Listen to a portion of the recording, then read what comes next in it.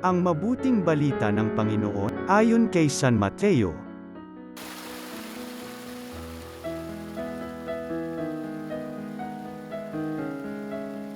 Noong panahong yun, nang dumating si Jesus sa ibayo, sa lupain ng mga Gadareno, sinalubong siya ng dalawang lalaking galing sa libingan. Sila'y inaalihan ng mga demonyo at napakababangis kaya't walang manggahas dumaan doon. Pagdakay sumigaw sila, "Ano ang pakialam mo sa amin, anak ng Diyos? Naparito ka ba upang pahirapan kami ng hindi pa panahon?" Sa di kalayuan ay may malaking kawan ng baboy na nanginginain. At namanhik sa kanya ang mga demonyo, "Kung kami ipalalayasin mo, bayaan mo kaming pumasok sa mga baboy na iyon." Sinabi ni Jesus, "Humayo kayo." Kaya't lumabas sila sa dalawang lalaki at pumasok sa mga baboy.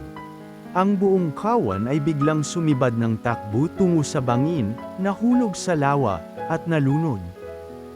Patakbong umuwi ng bayan ang mga tagapag-alaga ng kawan at pagdating doon ay ipinamalita ang lahat ng bagay, pati ang nangyari sa mga inalihan ng demonyo. Kaya't lumabas ang buong bayan upang salubungin si Jesus. Pagkakita sa kanya, ipinamanhik nilang siya'y umalis sa kanilang lupain.